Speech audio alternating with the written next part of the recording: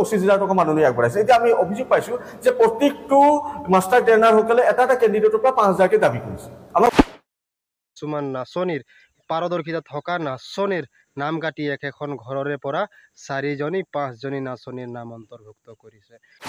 এই যে ঝুমৰ বিনন্দিনী 2024 ইয়াক লৈ কিছুমানে ৰাজনীতি কৰি আছে। বন্ধুসকল, ঝুমৰ বিনন্দিনী 2024 আৰু কেইটামান দিন মাত্ৰ বাকী আছে। তাৰ পিছত ঝুমুৰ বিশ্বৰ দৰবাৰত জিলিকি উঠিব।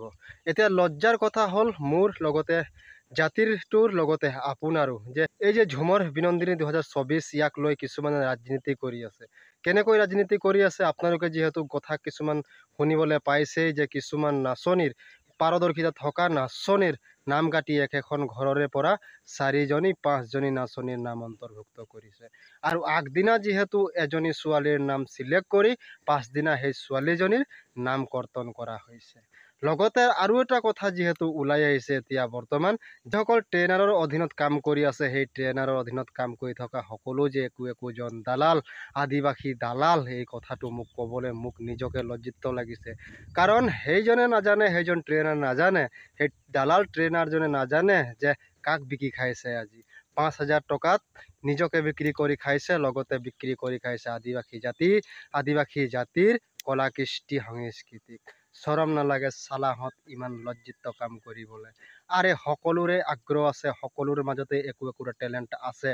আপোনালোকে পইচাৰ লোভত একেখন ঘৰৰ পৰা 5জনী 7জনী 4জনীৰ নাম কিয় বাছনি কৰিব লাগিছে? বাকী সকলো ল'ৰা ছোৱালী আছে, বাকী সকল ছোৱালীৰ গাতো তেনেকুৱা বহুত টেলেণ্ট আছে, যি সংস্কৃতি কৰিবলৈ ভাল পায়, যিয়ে নাচিবলৈ ভাল পায়, গাবলৈ ভাল পায়। সেই সকলো আগবাঢ়ি আহিছে যাতে ময়ো সেই ঝুমৰ বিনন্দিনী 2024ত মই অংশগ্ৰহণ কৰিব পাৰোঁ। কিন্তু আপোনালোকৰ নিচিনা দালালবোৰৰ বাবেই হয়তো সেইসকল ব্যক্তিয়ে পিছ পৰি গৈছে।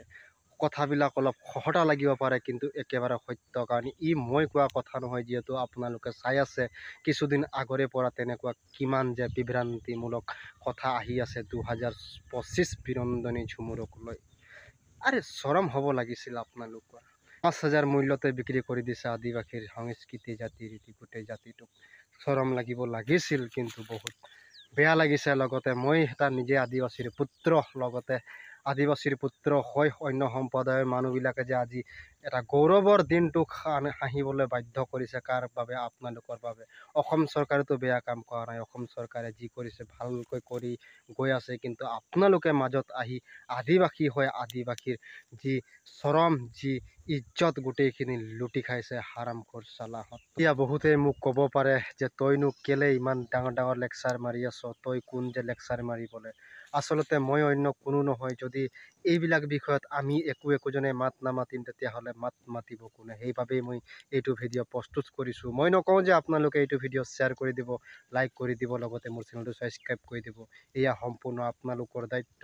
যদি কথাবিলাক ভাল লাগে তেতিয়াহ'লে অৱশ্যেই শ্বেয়াৰ কৰি দিব পাৰে, আৰু যদি বেয়া লাগে তেতিয়াহ'লে এইটো ভিডিঅ'ত এতিয়া আপোনালোকে ডিছলাইক কৰি আঁতৰি যাব পাৰে।